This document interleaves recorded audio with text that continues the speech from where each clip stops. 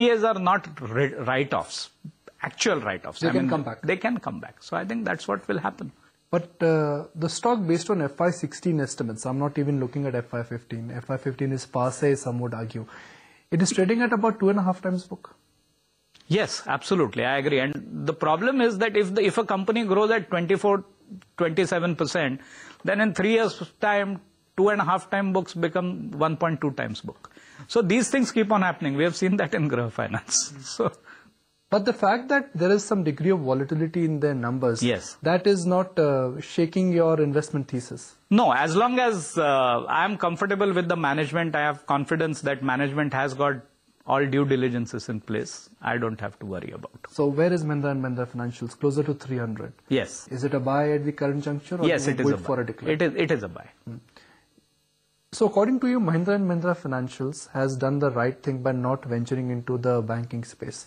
Yes. You like IDFC, but they ventured into the banking space. You're right on that. The way I look at IDFC is that IDFC is an infrastructure development finance company. They have got into a bank. So in all probability, what I understand is that it will be via subsidiary. Currently, FIs cannot buy into IDFC because since it's a holding company, the stake cannot go beyond 51%. FI limit cannot go beyond 51%. So what they would probably do is that they would list the bank separately. That's what they've indicated. Yes, and they would be, each shareholder of IDFC will get shares of the banking company. Now this banking company, the FI holding would be roughly about 23-24%. So there would be enough opportunity for FIs to buy into the company. You are getting a fresh banking company which is with a decent management, and where FIs can continue to buy at maybe around 1.2, 1.3 times book. So there would be an enough opportunity to appreciate. And I remember long back when ICICI converted into a bank from an infrastructure development company. From there up till now, if I'm not mistaken, the returns have been around 25 to 30 times. 30 times? Yeah, so that could be an opportunity. But by the time the final restructuring would take place, the IDFC would be split into two entities. It would be October 2015. So why buy the stock now? You can buy it over a period. I'm not saying buy now. That is one stock which I like. That's a thought which I have in my mind. So, the problem with investments is that a lot of people think that I should make money out of it. What I advise people is you should make wealth out of it. So if you're making wealth, what you need to do is that all your incremental investable capital should go into the stock market. So you do it over a period of time. The stock is not going to run away. But it doesn't matter. It doesn't matter if the stock doesn't go up in 3 months, 6 months. This is a thought on IDFC.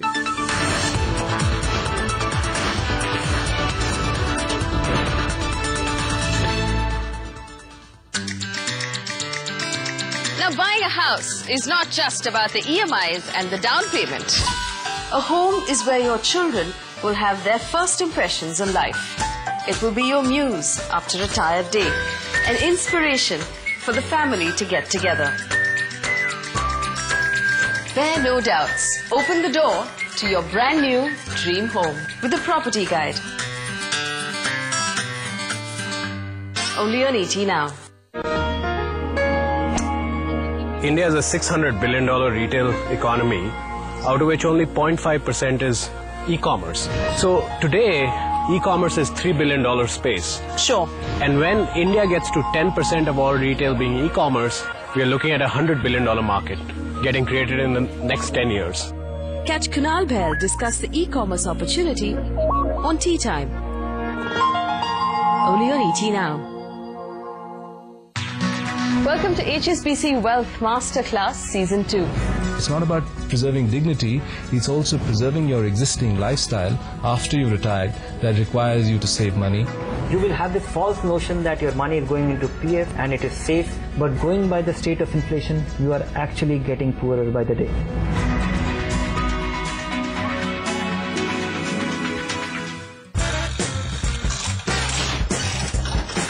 When your instincts evolve, risks will be taken. And you can have a crack at predicting the future. That's a lasting market trend in the resource sector. When you bet on hot commodities, the risk pays off.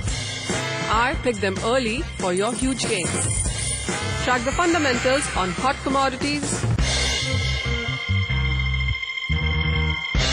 only on ET Now. Now, buying a house is not just about the EMIs and the down payment. A home is where your children will have their first impressions on life. It will be your muse after a tired day, an inspiration for the family to get together. Bear no doubts. Open the door to your brand new dream home with a property guide. Only on ET Now. Riding the wave, igniting the spark. The shifting reality demands a new storyteller. One that narrates with the urgency of today and the foresight of tomorrow. One that influences opinion. We give voice to India Inc. We give reason to movement of markets. 5 years of business excellence. 5 years of new perspectives. Leading India into hope, foresight and deliverance. Celebrating the business of everything. Celebrating 5 years of business excellence.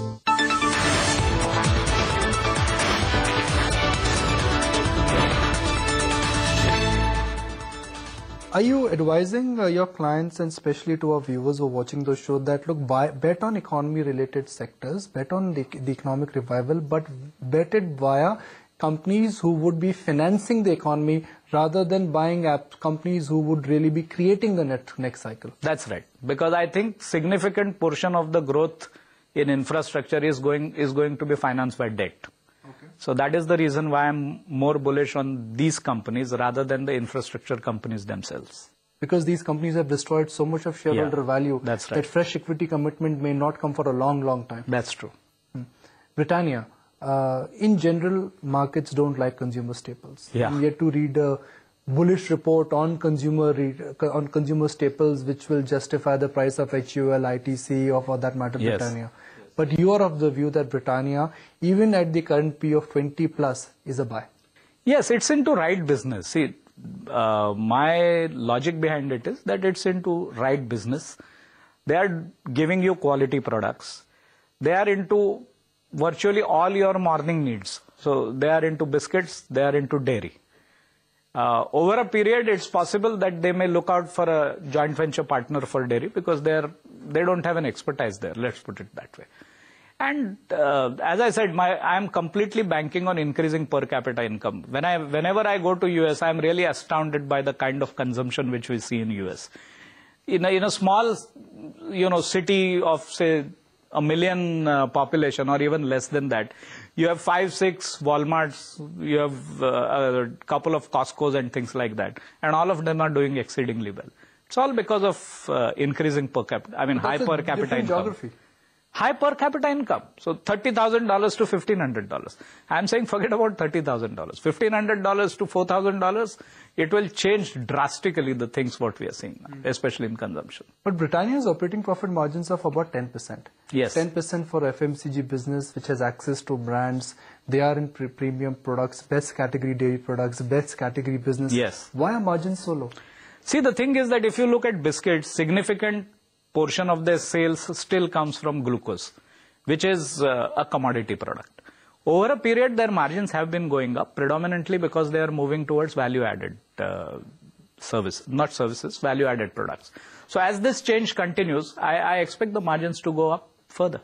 The stock has gone up from 600 to about 1,000 rupees. This is one consumer name which is hitting a new high on a daily basis. Yes. So at 900 or closer to 1,000, is the stock still a buy? See, as I said, that I look at it as, putting in my additional income or savings, into investment. For a first timer, is Britannia buy at 1,000? Let me put it this way. I would rather go in for a Bata than a Britannia. I'll first buy Bata and then Britannia in terms of choice. So Bata, but you're super confident. Yeah. Bata is also venturing into new product categories. Yes.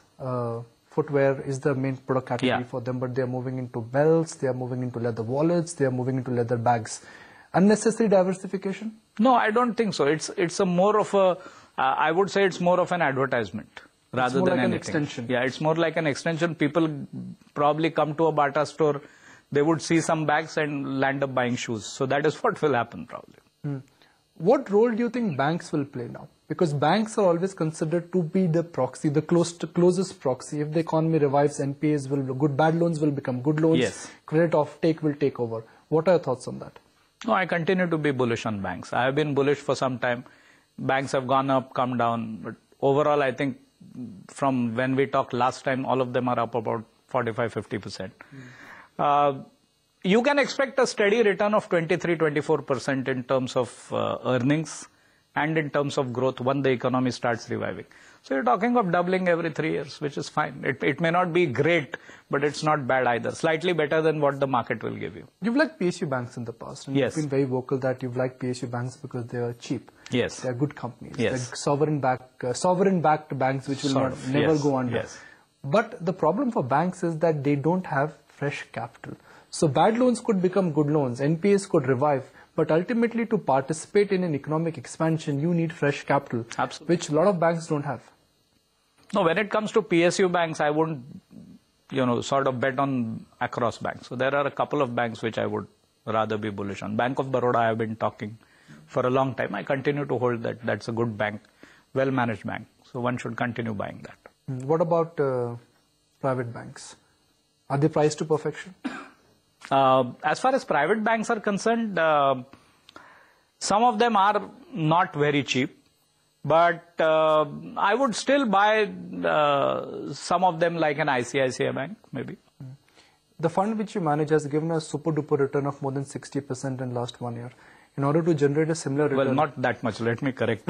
It was 60 last time you told me. Yeah, but it's on an average, you could say 38-40%. Okay. So in order to generate another good return. This I'm talking up to March, not after that. So after that, you're correct. Okay. So, 60 is the number you told me last time. Yeah. That's a great number.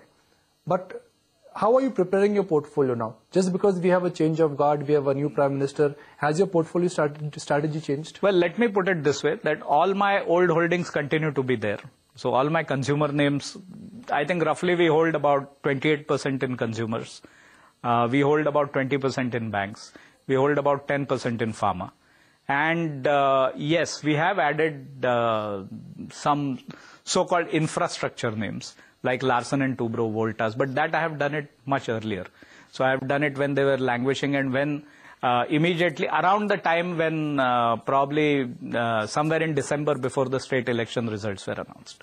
So they together are about, including the infrastructure financing companies, we hold about 25% in that. Where are you shopping right now? Okay, I can tell you that I have shopped the names which I discussed. I have bought some IDFC, we have bought some PTC Finance. Before we wrap, a quick disclosure, we've been very stock specific. Yes. I would say that we as a company, our directors, including me, we hold all the stocks which I have talked about. Most of them are also present in our portfolio management services portfolio. And again, please remember, this is not an advice. This is our thoughts on the market. So please don't take it as an advice, because whenever you want to invest, it's always good to talk to your own investment advisor. It's your money and you should always do your homework. Correct. Appreciate your time, Mr. Karmarkar, and thank you for joining us. Thank you so much, Nikunj. That's it on this edition of Market Makers. Thank you for joining in and thank you for watching the show.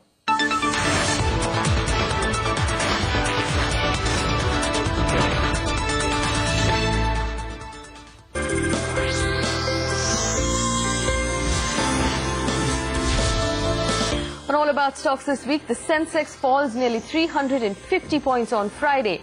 Is this correction the opportunity we needed to start buying stocks? Our investment advisor Hemang Jani builds a brand new portfolio for the next 5 years. He picks out themes that are going to play out going ahead. Welcome to All About Stocks. This is a show for long-term retail investors where we'll tell you how to use the stock market to get rich over the long term. As ET now turns 5 years old, on the 17th of June, we have a very special episode planned out for you this week. Now, when the change happened at the center, a lot of the expectations on the ground changed as well, especially on Dalal Street. People are expecting अच्छे दिन for the next 5 years. We've in fact decided to build a brand new portfolio for you, taking advantage of the things that have changed, the sectors that have turned around and the themes that are currently in focus.